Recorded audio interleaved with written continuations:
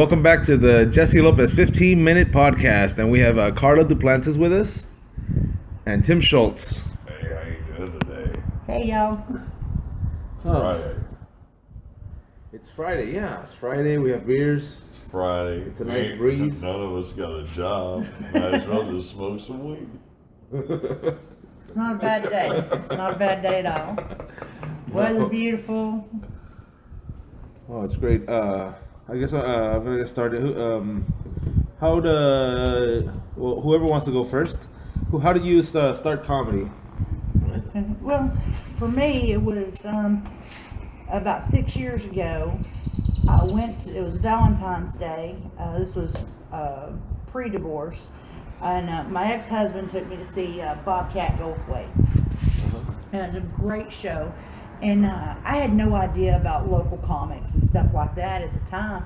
And of course, after that, we filled out the cards and got on the Cap City mailing list and all that fun stuff. And right after that, they announced the funniest person in Austin contest. And I'm a funny bitch.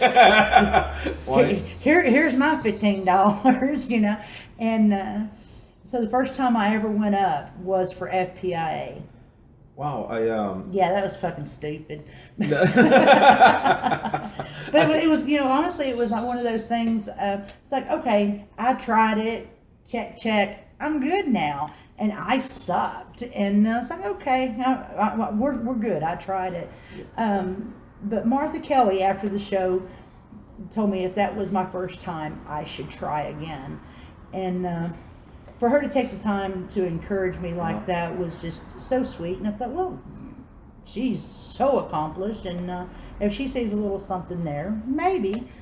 But then I started getting invited to a bunch of open mics and stuff, and I just kind of went from there. Real early on, I got connected with Jade Esteban Estrada out of San Antonio. Okay. Yeah. And who's just absolutely fabulous. And my second and third year for FPIA, they're like, I'd worked with Jade some and going out about once a week. And the second and third year I did FPI, they're like, oh, who's this bitch? And that, I guess, was my third year. You're like, it's the bitch. And I guess it's about my second year, I got noticed a little bit better. And then my third year on, I've had really good runs with best joke of the night. I've never advanced, and that's okay, because originally my ambition was, hey, you know what? I can host weekends in Austin, San Antonio, and Dallas Fort Worth, and that was really the extent of my ambition. But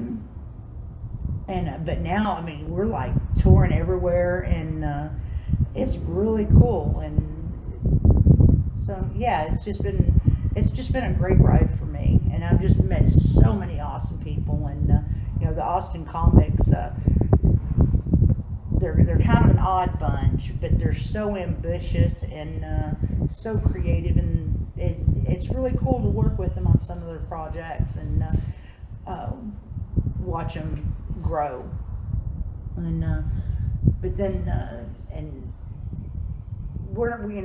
we participate in some of the films as characters and stuff like that, and that's really cool. But our own stand-up show that we've been touring with, Red Dirt and Blue comedy, that's kind of taken off, and that's what we're doing, and getting to travel a lot out of it, and it's awesome. That's really nice. Going to other cities. I love going to other cities because it's all new to them, I kind of get tired of my own material, but if I go somewhere else, I'll say it, and it's kind of like almost brand new. Yeah, the first time I ever experienced that was in Corpus, and oh man, Corpus, they love my white trash ass. I think Tim says it best, because and I do well with minority audiences. Tim always says minorities love white people with problems. Yeah, that's the funniest thing in the world to them is a white person with problems. I mean, that's why it works. How'd you get started? Well, I'm really a songwriter that just wrote so many songs. I had a bunch of funny ones too, and I had this band, and we were called Blake Simpson and the Lady Killers, named after Robert Blake and O.J. Simpson. And And the first song we put out was "Sometimes My Heart Forgets You're a Bitch," and then I think the second one was "My Ex-Wife's Lucky I'm Not O.J." and then "Tell Me How I Taste" came along, and that's when we pushed the envelope way too far. And anyway, the band spun off and become a different band, and I got pushed out of the band that I'd started. And I was sitting around at the Montgomery County Fair watching another one of my friend's bands, and I went out to see him that night. And this crazy guy, Rob Jenkins, came and sat down at the table, and we got to talking. And he was a comedy magician and show producer. He still produces shows today, but anyway, he got sat down and talked to me, and then a few days later, I get a knock on my door, and it's Juan Villarreal and him, and they walk through the front door, and he says, Juan sits down on my couch and lights a joint and says, "Hey, I hear you're funny, fucker. Tell me what you got." And so we went from there. I got put in a contest, and mind you, I've never even been in a comedy club before.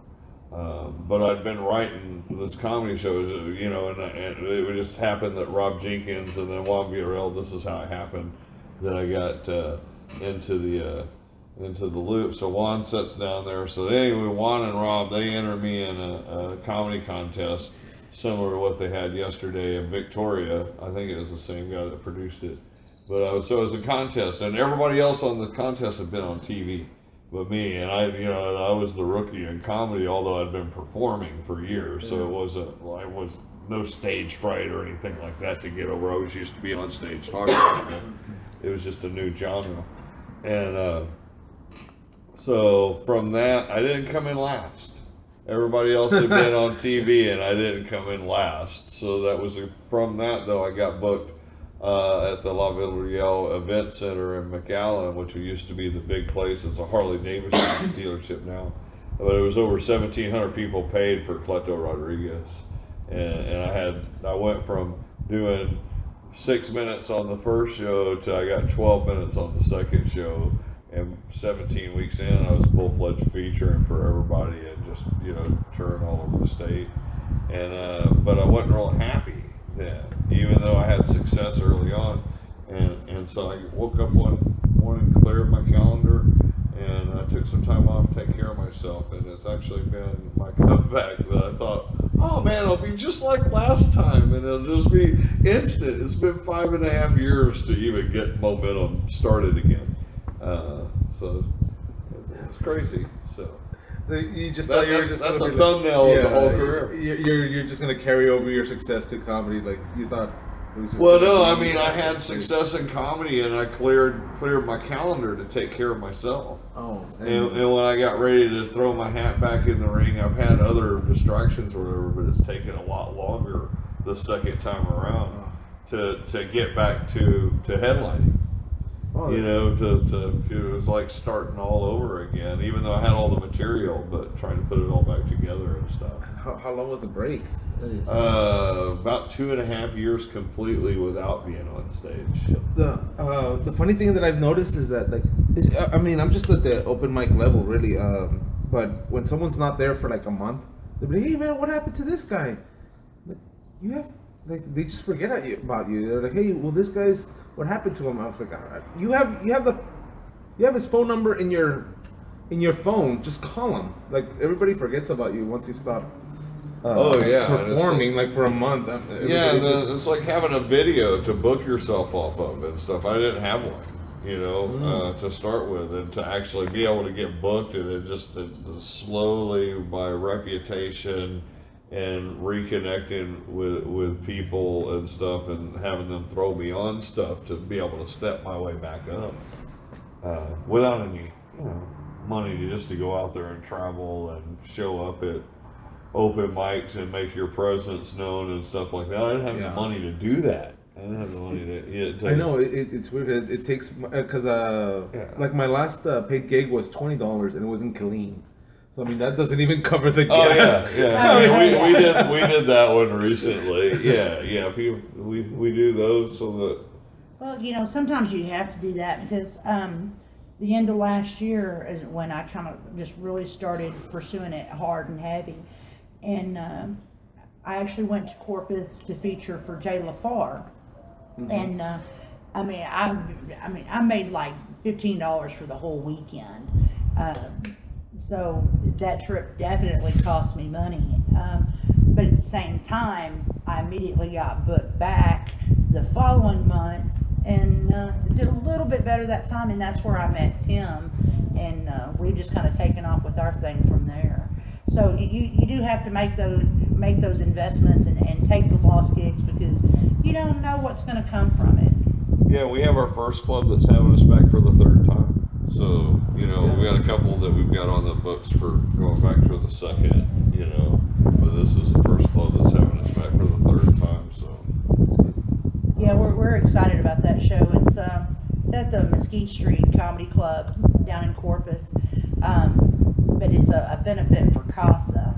And, both of us are just like, dysfunctional parents from hell. And there's kind of a fine line between hysterical dysfunction and crisis. And we really support what they do in advocating for kids. So it's there's probably times that both of us could have used their services, to be honest with you. Just because, when you deal with all this grown-up stuff and you're broken adults and you're breaking your kids in the process, but still expecting them to grow up to be fully functional human beings and contributing to society, and that's a hard job. and they work mainly also to get foster children into permanent placement in homes and stuff like that. So we're going to be involved with them down in Corpus Christi. So we're real excited about partnering with them, and because a lot of the stuff that they're these people are just volunteers that go through extensive training, and some of the stuff they have to deal with just is not pleasant. They deal with a lot of really ugly CPS cases and things like that, and hopefully it'll help bring a little bit of humor back to the dysfunction for them and maybe lighten it up, because a lot of our stuff and jokes are primarily about dysfunctional relationships and parenting and trying to date with adult and teenage kids. Oh, that's a sumbitch right there. Because it's not like all marriages end in divorce. Just most of them. That's kind of what our whole thing's all about. I've been married twice and divorced 3 times. I haven't got this stuff figured out. All I can do is talk about all my mistakes. Yeah, I just have one so far under my belt, so. Well, you're still young. You're still you gotta young, have goals. Yeah. I want to hit 3 divorces by the age of 45. That's my goal. I have a friend that has had 2 divorces since my last divorce. And I don't know how many he had before, but he's just a chronic, he falls in love and wants to get married. And he was, well, why'd they change? No, they just turned into a wife because you asked them to. Dipshit. Quit asking them to marry you. I mean, when you get bored with them, go get you another one. But don't go through that marriage and divorce. That shit's expensive. It is. I lost the house and all my appliances on my last one. Well, my first one. I always thought that they do the shower on the wrong end. They should do the shower for the guy after the divorce, because you ain't got no toaster, you ain't got shit. At least bring over your old broken down stuff. I mean, help me have some silverware to eat with. These forks from the KFC are killing me. I still do this. I don't know when I started the habit, but I would go to Chick-fil-A and just take a bunch of ketchups and mayonnaise and all their plasticware. Oh yeah, we've had this discussion. I've been telling her how a real road comic lives. And, he's like, he said, when we're balling, baby, we got to go to Chick-fil-A and raid that condiment bar. Apparently, Chick-fil-A has they got this shit. Plus, I don't really agree with their political views and stuff. So, I'll take a sacrifice. I'm not so high and mighty that I won't get me a chicken sandwich from them and steal all their condiments on the way out the door. Okay. I protest a little bit differently. I'm not going to totally boycott them or nothing. Yeah. I'll eat a $2 sandwich, but I'll take like $3 worth of mayonnaise. I might need that for a tuna fish sandwich down the road. Yeah, you're just like two steps away from being a freedom fighter. That's you're an activist. Black Panther, baby. That's all I'm saying. Yeah, let's start the lightest skinned people. Let's start a Black Panther movement right now. You heard it first here in the Jesse Lopez 15-minute podcast.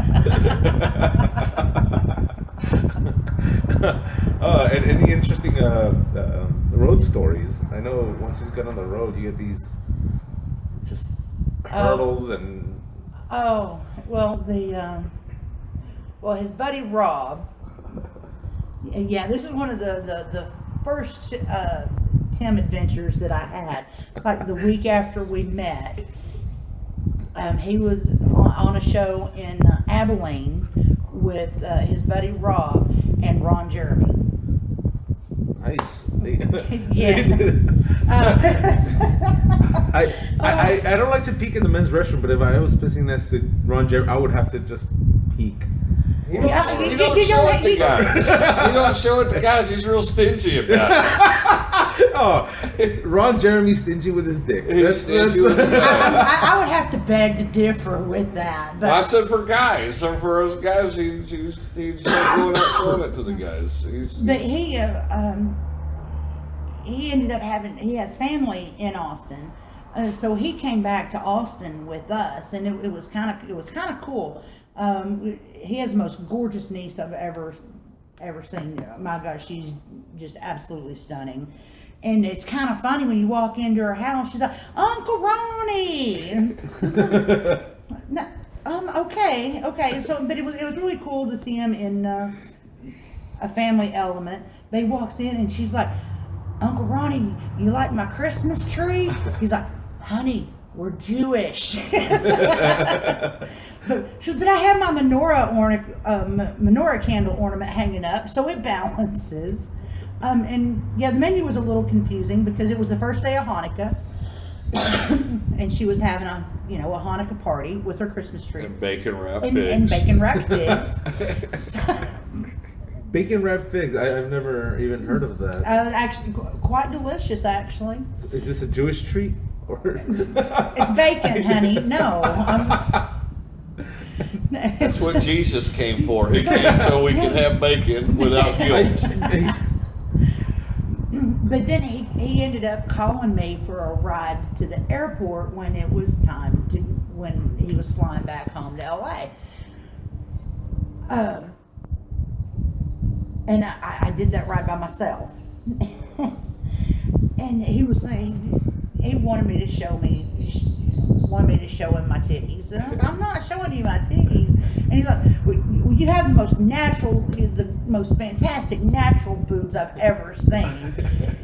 And he goes, and good for you for never getting that boob job. And What a backhanded praise right there. I'm like, okay, I get it. Fuck gravity, okay? I understand this. And, but then, and he's like, what are they? And he reaches over and grabs a handful.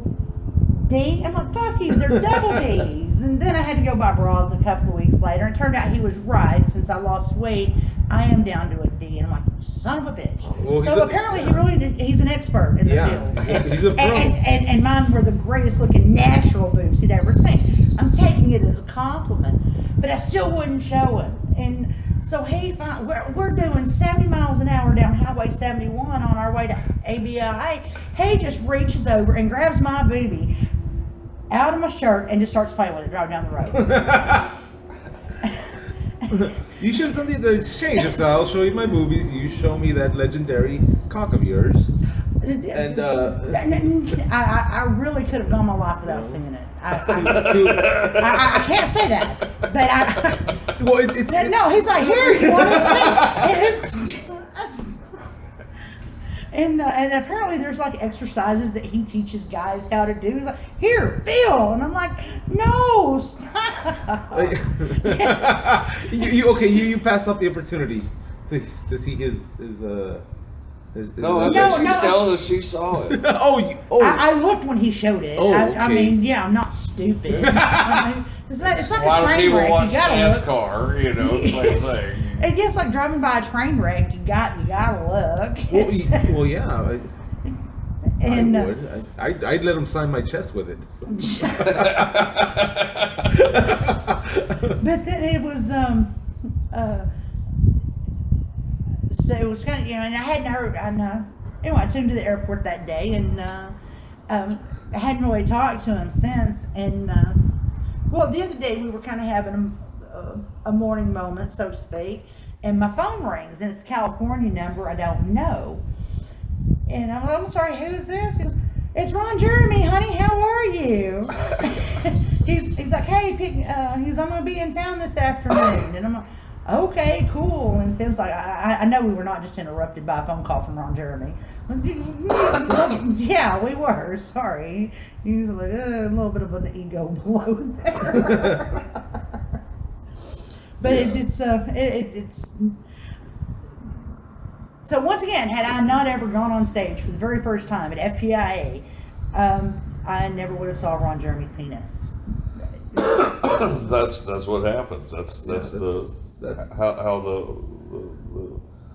flow of this whole thing goes. Well, and one thing leads to another. It was kind of funny the other night after my FPIA set. I was talking to Martha, and I thanked her again for her encouragement early on. And I said, you've been responsible for so many wonderful things that have happened in my life. Like Jeremy. Yeah, if it wasn't for you, I never would have saw Ron Jeremy's penis. And she's like, you're welcome. She's like, I don't know what to do with that information. But it's funny how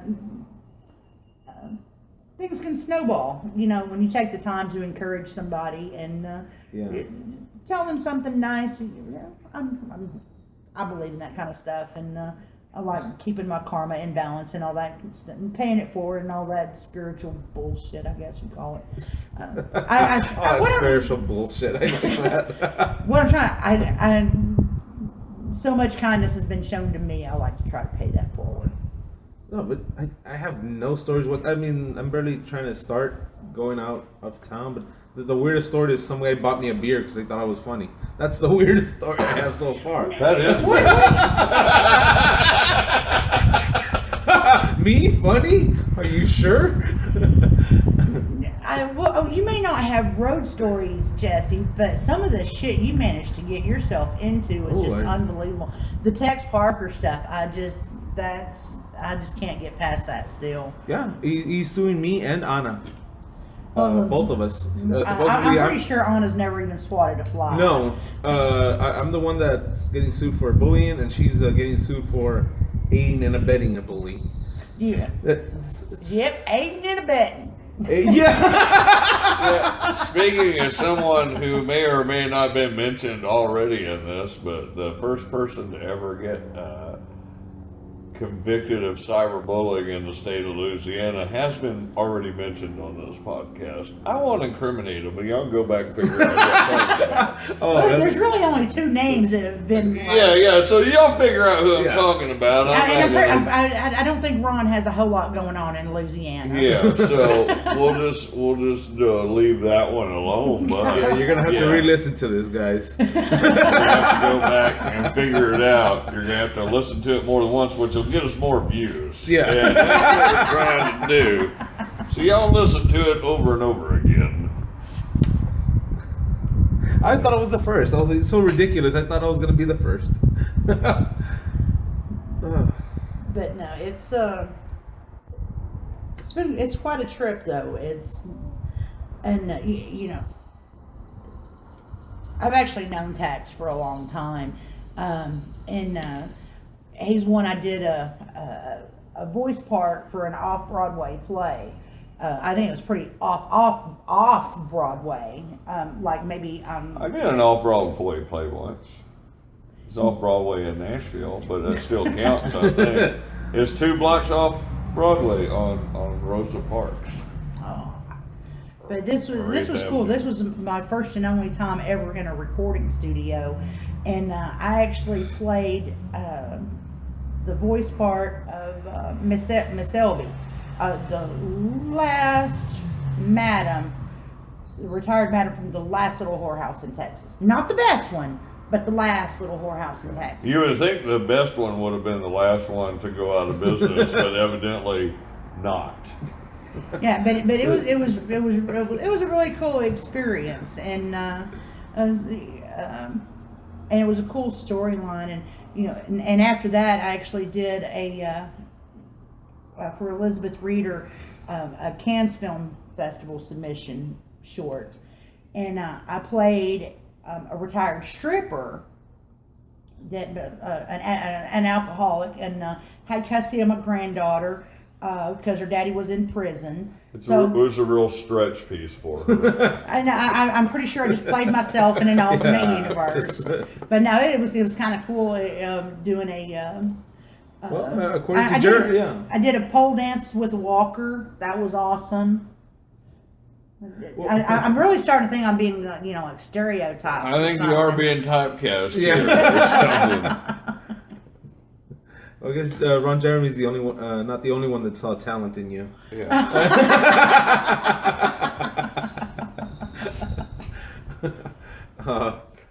It was kind of funny because when I took him to the airport the first time, Tim wasn't with me, but we went and got him this time. Tim was with me. He didn't call me for a ride back this time, and Tim's like, I think maybe he thinks I cock blocked him.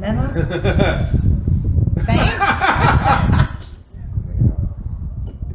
Well, I'm sure that thing's probably pretty scary up close. It probably is. It would probably frighten me. Well, Would frighten any man, I'm sure. He's actually a concert pianist as well. A lot of people don't know that about him. Does he do that with his hands or any other part Well, of he's his got anatomy? a 10-inch penis, and he's a concert pianist. Yeah, That's a play on words, I think, or Yeah. something like that. I don't know. Yeah, that was just a joke come to life. He plays harmonica all right too, so he's a musician as well. He is, and he's actually a really funny guy, and quite charming in his own socially retarded way. you just said that about Ron Jeremy on the podcast. No, he's well, when you only get to socialize within that industry. He knows we're broke. It's not like he can sue us. We ain't got shit. Yeah. But no, I'm really fond of the guy. He's really cool. Man, I'm pretty sure you played a lot of honky tonk bars, and Oh yeah. that must be just. Well, Yeah. where the Blake Simpson band imploded was a place called Henry's Hideout, the horniest place in Texas. Oh, wow. And it's got antlers all over the ceiling of it. It's such a cool place. And, so I took Karla to show it because we want to shoot some kind of special there, and eventually.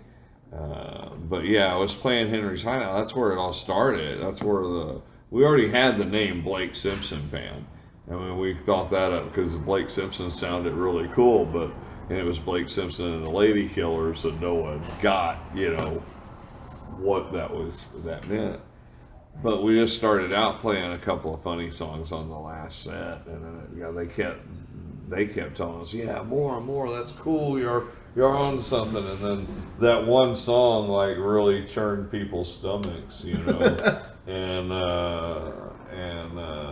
Such a great song. They turned their backs on us after they're the ones that encouraged us to do it. But that's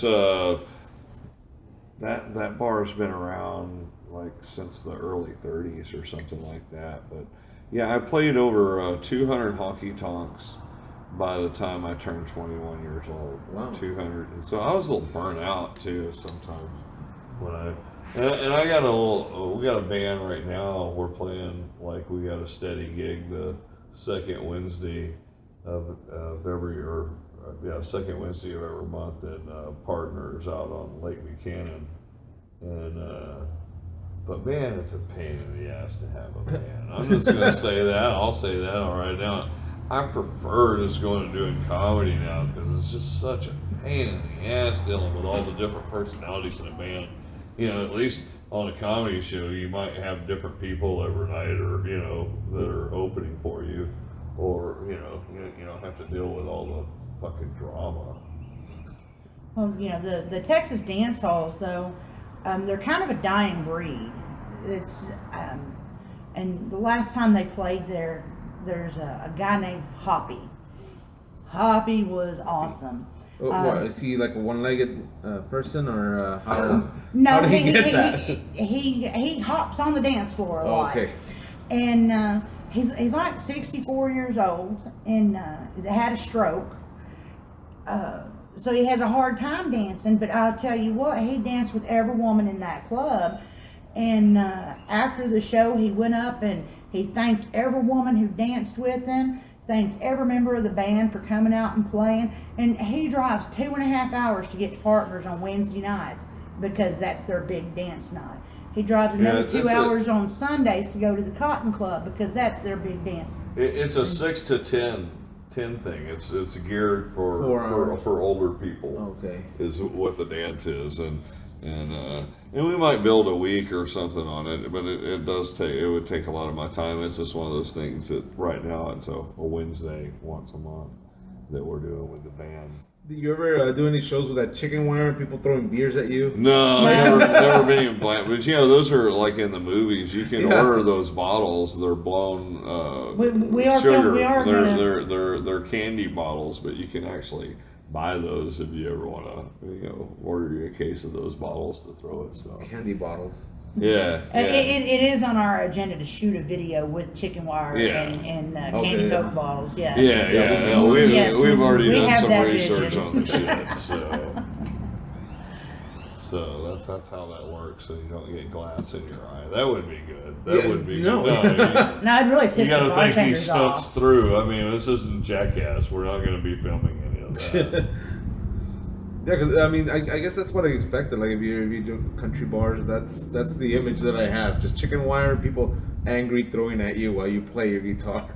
No, but I used to play this place when I first started playing music. It's called the Cedar Lounge. They called it the pressure cooker because women would put the food on the pressure cooker and then they would leave in the afternoon, and we played from 1 to 5 every afternoon, Monday through Friday, and then we come back and play from 9 to 1 at night. So I played 40 hours a week. I played in this band that worked there for a while. And Shit, that's like a full-time job. yeah, it was a full-time job. I mean, Yeah. and we didn't get paid that much, but I mean, we were young, and it was a great place for us to learn our craft. But women would go cheat on their husbands during the day, so you could pretty much go out in the parking lot and get whatever you wanted for $20-$40. It's like that kind of classy place. and girls be dancing around in their underwear and bras and stuff on the dance floor and stuff. That was the roughest place I ever played, and I did that when I was like 19 years old. I did that for about 3 or 4 months straight. That we were there Monday through Friday. There was one place in Killeen. This was a year ago. I was actually working with Barry Sobel, and I wish we would have had the chicken wire because that was a very hard demographic for him, and it's like we just kind of pretty much felt like chased out of town like Bonnie and Clyde there because. But hey, it can be a great idea to call the only girl in the audience in a military town the best whore in town. That's smart. It's, you want to talk about turning a crowd real quick. That was brutal. Yeah, maybe you shouldn't do crowd work anymore. Yeah. Just tell some jokes. Just tell jokes. John Stringer Don't was engage. John Stringer was actually closing that show, and he's like. He called me the next day. He's like, man, I looked up and y'all were gone. He's like, what the fuck? He's like, honey, I know it looks like we bailed on you, but we knew that you would have more success if he was no longer in the room. He's like, you know what? Thanks. You're right. Because John ended up having a great show. He always does. He does. I know everybody, hating on him, but man, the guy who busts his ass, and he's just such a natural, and Yeah, he is. and I got nothing but love for him. Yeah, I'm jealous that he has so much hate. I'm like, I want that hate. I want that hate. You do your best to get it. I stopped. Well, you want a road story? Is he called me later part of last year and had a fallout on his feature for Amarillo, and I was about 2.5 hours away or whatever, and it didn't pay that much. Or he said, "Will you come do it?" And I said, "Yeah." I said, "I'm on my way." And I jumped in the car. And I'd never met him in person. We had talked on the phone and a couple of times about some things, but I got there and they had the one hotel room with the suites, and he took the fold out couch and he gave me the nice comfy bed because I helped him out. He refused to let me fold out. So that's a story of who he is out on the road. That meant more to me than anything, because I've had a lot of people that I've set shit up and I've had to sleep on the damn floor because of their greed. So, Or and actually that night in Abilene, a certain person, not Ron Jeremy, took a big old king size bed to himself and gave us like twin fold out. And Ron Jeremy comes into the room the next morning. He's like, I see one girl, 2 guys, and one bed. So exactly, how did this work? So the fact that John would give up a king size, give up the bedroom, that's kind of a big deal. Yeah, that's a big deal to me. It meant a lot to me, to know who he was as a person. Yeah, he's really sweet. Yeah, the funny thing is, he was asking me to go on that Amarillo trip with him, and but I had my kids that weekend, so it's like, even though. And it's just funny that Tim is the one that wound up on that gig. No, I'm good right now, thank you.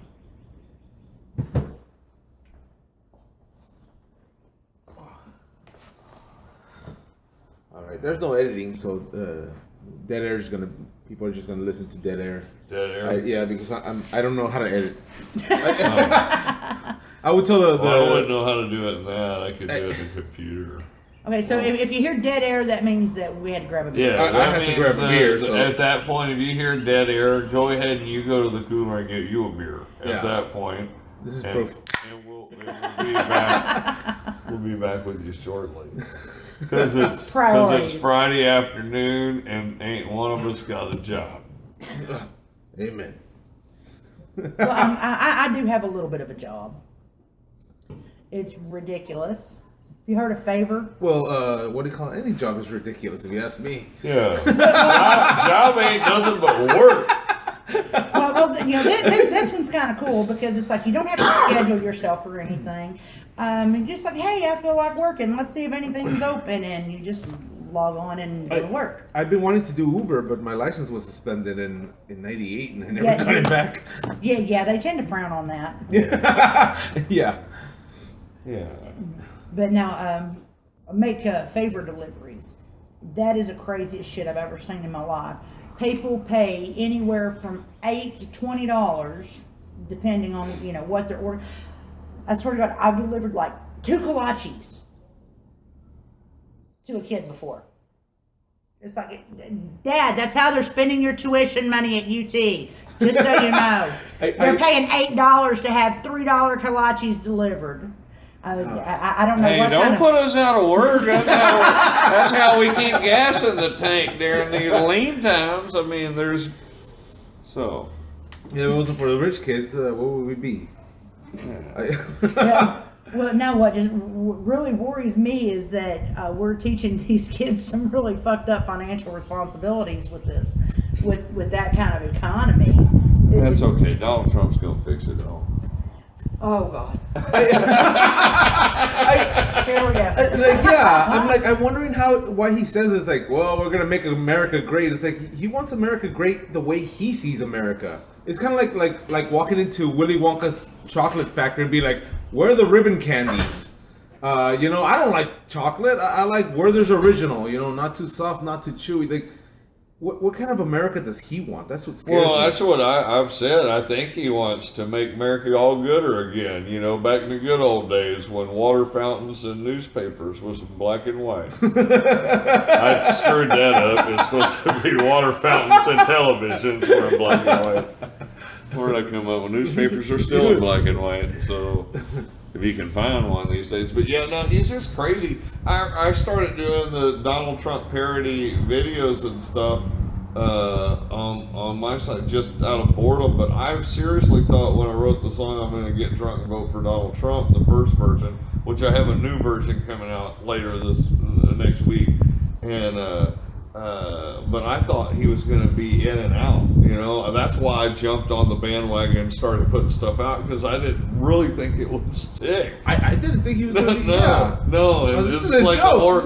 but it just goes to prove that most of the people in the world are dumb. Yeah. And so he's a multi-billionaire. What do you? He doesn't care about you. He just cares about his own. Yeah, no, he's trying to take over the world, man. He might be the Antichrist, though. That'd be really cool if he is. I mean, yeah. And why are we wasting our time? Let's get this shit over with. I've been hearing about Armageddon. Jesus coming back. Come on, let's do it. Let's do it. Come on. Yeah, Donald Trump is 16 years too late, I guess.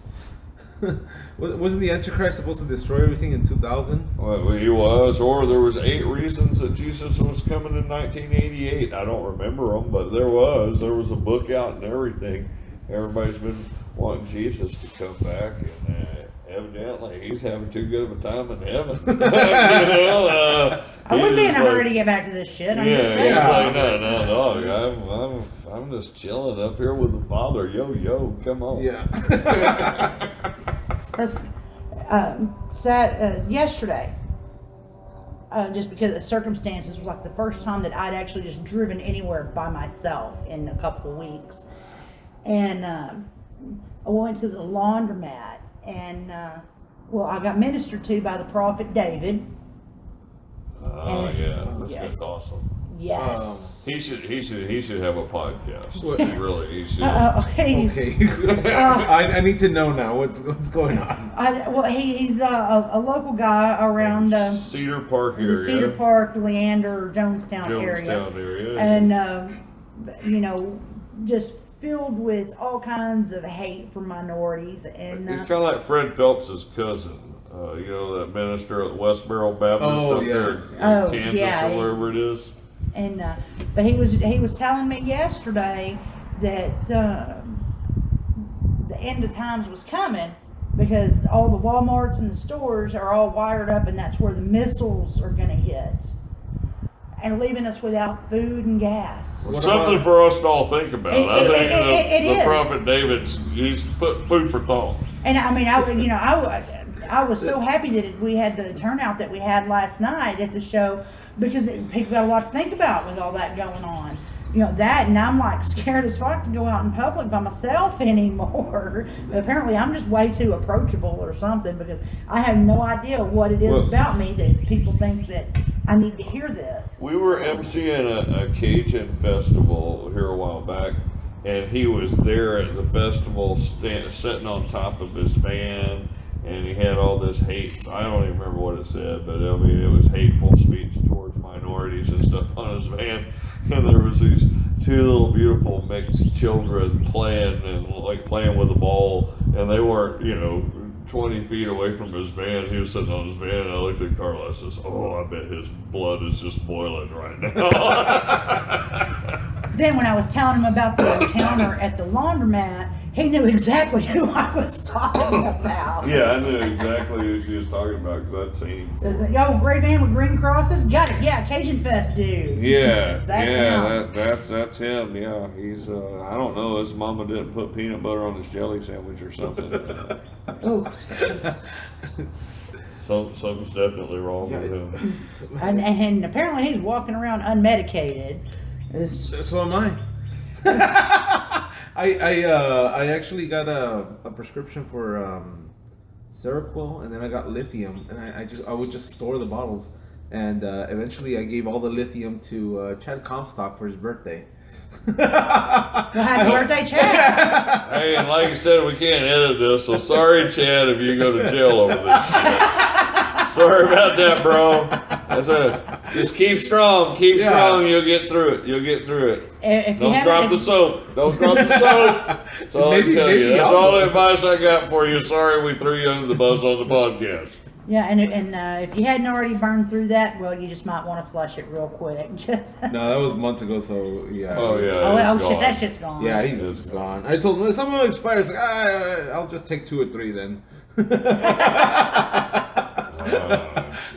Well, we were at my daughter's softball game the other day, and my nephew's baseball games, and well, people are just really open about their mental health prescriptions these days. Yeah. They're like, "Oh, hi, how are you?" And this, suburban super baseball minivan driving super suburban mom. It's hot and I'm out of my meds. What do you need? Zoloft. Oh, here, I got some. Do you need it? She's like, that's only 100. I need 300 or whatever it was, or 30 or whatever it was. No, it's 300. She was bitching. She was bitching. No, that's some bitch ass Zoloft there. No, I need the real shit. No, I got these. I got Circle. I was in a mental institution for a few days. I remember that. It was a scary thing because they wouldn't let me out. I'm like, hey, like you said it was 3 days, and they're like, nope. Oh, you fell for that 72-hour bullshit, huh? Because it was like a free consultation. I was like, all right, maybe I'll even get a free T-shirt out of it. No, but I only got this gown with my ass hanging out. I'm like, what? Oh, so they're not bullshitting about that 72 hours. You got to stay that full 72 hours? Well, this is the thing. After the 72 hours, they're like, no, you can't get out. And I'm like, no, I need to get out. And they're like, no. They're like, no, you're not getting out. And I think they released me 3 days after the 72 hours. But I had to straighten out. I was like, okay, act normal. Act like a normal person should act. That's how I started thinking. Who the hell defines that these days, though? Jesse, if I had insurance, I'd take a week off right now. That's where I plan to retire. I don't like that plan. Yeah, I'm like, shit, I'm too old to work or collect cans. I'm like, shit, I'll just retire in the mental institution. Fuck it. Well, Jesse, I gotta admit though, I mean, I feel much safer with you walking the streets than I do the prophet David. Though I'm just saying. Man, it's so crazy. I don't know how they get those thoughts in their head. My dad used to tell a joke when I was little, and I was abbreviated, but he's a guy in the army, and he kept going around picking up pieces of paper and going, nope, that's not it. And that's how they finally said, this fucker's crazy. And they wrote him a Section 8 paper, and they handed it to him and says, yep, that's it. Dad had a whole joke. That's just basically what it was. Yep, that's it. That's what I'm looking for. Basically, all we gotta do is just act crazy until they put us in somewhere that they're gonna feed us and everything. That is a great retirement plan. I love it. I love it. You should be a financial advisor for comedians. Say, for comedians. Here's a retirement plan. I got one for you. We can customize it for bankruptcy you. now. Where would you like to go? I mean, you want to retire in Palm Beach? They got nice mental institutions there. Well, I want to be somewhere where there's a water view. You know, you got to start thinking about that. Okay, Palm Beach Mental Institution. Everybody that's listening. You started in comics. The really sad part about it is you do have people going out and committing felonies because they were diagnosed with a terminal illness, and it's like, fuck it, I can't afford the treatment. Let's go just try to rob a bank and let the state take care of my medication. There's a couple of stories where people would get cancer and they just hold up a bank and then give themselves in. Turn themselves into. I don't think that I'll ever get that luxury. God would never give me like 6 weeks to live. Because if I know that I have 6 weeks to live, I'm taking some motherfuckers with me. You heard it first in the Jesse Lopez 15-minute podcast. Tim Schultz should be forced into one of those suits. Take him to Palm Beach. That's where he wants to go. Yeah, somewhere nice. I hear Destin's nice. Do they have any facilities in Destin? I'm sure they do. They probably. You just got to look into what you're looking for. You know, So you know exactly where to go to commit your felony. Yeah. Who has the best accommodation? You know exactly That's what where. you do. You don't want to be like going to Joliet or somewhere in Illinois with them bullshit like that. You don't want to freeze your ass off. You want to be somewhere where the weather's nice. What about an international crime? Go somewhere like Costa Rica. That'd be a nice place to do some time, right? I hear the Mexican jails just really raw. Is there any places in San Diego the weather would be nice there all year? San Diego's got the greatest homeless people, man. They're happy as hell, and they smile. The homeless, not crazy smiling like the ones in Austin. Ones in San Diego are like, "Hey, I'm homeless, but it's San Diego. It's nice." Man, I've actually been a couple of times in jail in Mexico for like fighting, PI, and stuff like that. Just normal shit. Huh? Normal, just having fun. Just the normal stuff for someone who doesn't take medication. It is the most horrible place. I remember one time I spent it was like 28 hours. No water, no food, nothing. I think if I remember the Lockup Abroad, the show on MSNBC on the weekends or whatever. I think Denmark, it looked like they had pretty nice facilities. Who was the Kingpin cartel in Mexico? I'm drawing a blank on that name. In Colombia or Mexico? Colombia? Yeah. Colombia was Pablo Escobar. Yeah, Pablo Escobar. So Mexican jails aren't all like what we've seen on the Pablo Escobar. Oh yeah, no, he built his own jail. Yeah. He built his own jail with carpet. Well, you got that kind of money. Never mind what I said about. But I think fuck it. I think we won. I think we've already won the fucking war on drugs. I mean, because we were just down in McAllen a couple of weeks ago, and everybody was bragging about how their weed was from Colorado. So fuck the cartel. Yeah. We beat them. We already beat them. We make the best drugs here. We don't need their shit. Yeah, We don't need their bullshit from Mexico. We make the best dope here in the United States. Fuck y'all. Hey man, this is the greatest country in the world with the greatest drugs. Now we could just legalize cocaine and heroin. That would be good. Recreational heroin. That's what I want to see. I don't know about no heroin. Well, I think you should save heroin till the end. I mean, I'm not the only comedian that's ever said that, though. Right. I mean, you save it till the end. I think people just rush into it. Are you recommending people try heroin? At the end, You're 69, 70 years old. Yeah, exactly. Fucking do some smack. What do you got to lose by that? What do you got to lose? Yeah. I mean, what if it turns the worst years of your life into the greatest years of your life? Well, they might still be shitty, but You're just too fucking high to care. I mean, what a great way to. That's what I say. Don't do fucking drugs, kids, while you're young. Don't waste all your money on. Save your money so you can do them all during your retirement. Retire at a crack den. That's what you want to do. Just stay high all the time because the world's going to be shit by the time y'all retire. But yeah, it's all about perception at that point. Yeah, that's true. So yeah, your life sucks, but you don't fucking care. Yeah. I mean, I was gonna retire in a mental institution. Now I'm thinking of heroin. Hey, it is. I've never tried it. It's a little more expensive. Yeah. It's a little more expensive for Oh, okay. I need my 401k. Yeah, I got about you're gonna have to actually work if you want to do the heroin retirement. I got $126 in my 401k right now. So how much heroin is that buying me? 126? About a day's worth. Well, I wouldn't know. I don't even know what it goes for. I used to write with a junkie in Nashville. When I lived in Nashville, I had a songwriting partner that I wrote with. And I'd go over there and he'd be throwing up on himself in the morning, but he was a brilliant writer, and I was learning a lot from him. So I'd do the nice Christian thing and load him up in the truck and take him down to the good part of town. And he was spending like $80 a pop. But he'd get people to send him $100, and so we'd have to go to the Walmart. He'd scamming every family relative he could, to send him $100, and he'd get $100 and we'd get $20 so we'd have enough for gas and some dollar menu, Yeah. And take him down, and he was spending about $80 a day. $80 a day. It was a trick question, sir. So I love how. That's 10 years ago or so. So I don't know. Oh yeah, what the rates are. With inflation. Yeah, I don't know what Smack's going for. If y'all would like to call in and But yeah, I gotta just, admit, I love how you managed to answer that with first-hand knowledge without I incriminating know, yourself. without That was incriminating awesome. yourself. That's That true. was awesome.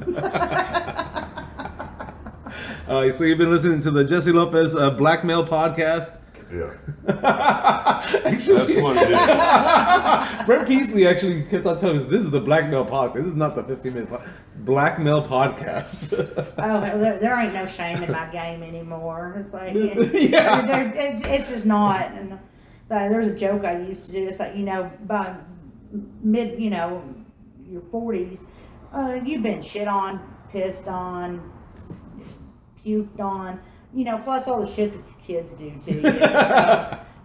So, it's like, yeah, by the time that third kid comes out, your dignity is just fucking gone. So, we were doing a, I think I lost my dignity in the divorce. I think that's what happened. She took it. Mine was gone 10 years before. I the lost divorce. my ass, everything. That's a couple of months ago. I was doing a film with Sarah June and Christina Parrish, and it was so fun. It's like Allie Dixon played my daughter having a bastard kid out of wedlock at 16 years old. It would have been when Allie met my oldest daughter the other day. It's like, yeah, she played you in an alternate universe, where you'd be 16 and pregnant. And so they're like trying to fake labor, and they're young girls, they don't have any kids, and they're like, I don't know what it sounds like, and everybody's looking at me. And okay, you want to know what it sounds like? This is what it sounds like. You son of a bitch, you did this to me, you're never touching me again. Fuck you, fuck you, fuck you. That's what labor sounds like. And they don't believe me. It's like they'll just have to wait until their own experiences, I guess. Because I am not wrong about that. Well, now they have good drugs for that. Fuck yeah, the epidural, that's better than the sex and get you there. Yeah. Depending on what kind of sex I hear. Touche. It's very better than the married sex that got you Okay, there. married sex. Yeah. That's all kind of boring. Nobody wants that anymore. No. Well, that's why divorce is so popular today, and my advice to young people getting their first divorce out of the way and they're wanting to get lawyers and fight over the little shit they have, just let the bitch have everything, all right? Because the money you spend on an attorney, you can furnish that one-bedroom apartment you're going to be living in. Or travel trailer.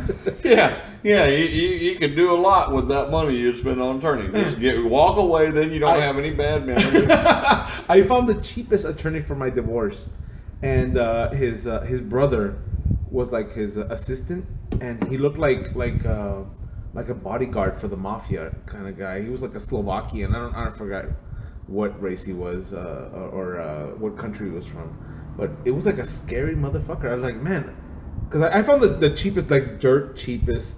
This is the cheapest it's gonna go. I think it was like $1,200 for a divorce with a house. And the guy was scary. He looked like he could just break your kneecaps. Like that was his part-time job, I think. Well, he worked his way through law school. Yeah, that's how he put his brother through law school. It's got to scare the shit out of opposing counsel. Right? That's true. He's just there taking with his baseball bat. That's why he can be so cheap, because he runs up against no opposition whatsoever. That's true. It's like, here, I'm just going to give you 1,000% of everything, so I don't have to look at your scary face anymore and worry if you're going to come, pull a Tanya Harding on me or something, So. Well, my first divorce got overturned. So after I spent all the money on attorneys to get a divorce, my divorce got overturned the first time in the state of Texas. Did they force you to marry your wife again? No, we were just legally, all of a sudden we were still married. We were back to being married. Our divorce was overturned, and so we had to go through the process all again. So I've really been married twice and divorced 3 times. It's expensive. Fuck that shit. Yeah. Oh, I don't want to go through another one. Well, the last one was so much fun. It was, it was well worth it. It makes you want to kind of have another one. The other one went so smoothly. But again, I'm not ready for the financial commitment of divorce to think about marriage. Well, you gotta. I yeah. think in today's thing, you gotta think, well, can I really afford the divorce? Marriage is one thing. Man, you make it sound fun. Like kind of like oh, first time on stage, that's scary. Next time it'll be fun. Like that's like Maybe you like get just better at used it. to- with Yeah, time. you get better at it. Well, I try to talk him into the marriage thing. It's like, you never know, baby. I could inherit first. It could happen. He's like, no, fuck you. Your parents are way too young. That's not gonna happen. Oh, my mom is healthy as a horse. She's gonna outlive me by like 30 years.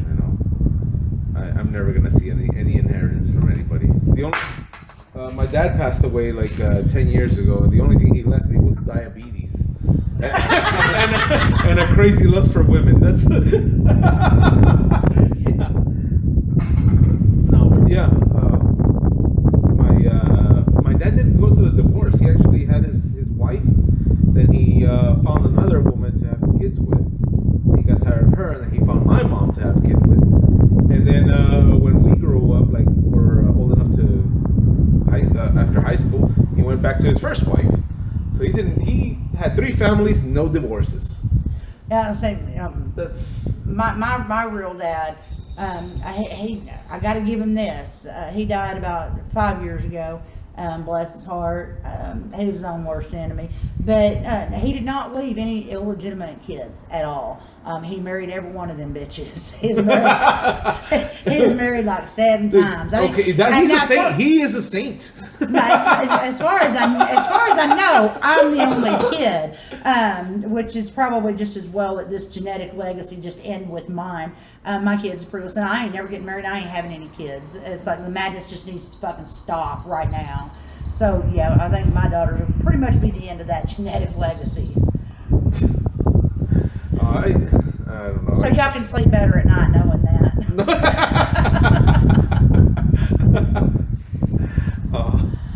Okay. Let's go ahead and take a break. This has been an hour long Jesse Lopez 15-minute podcast.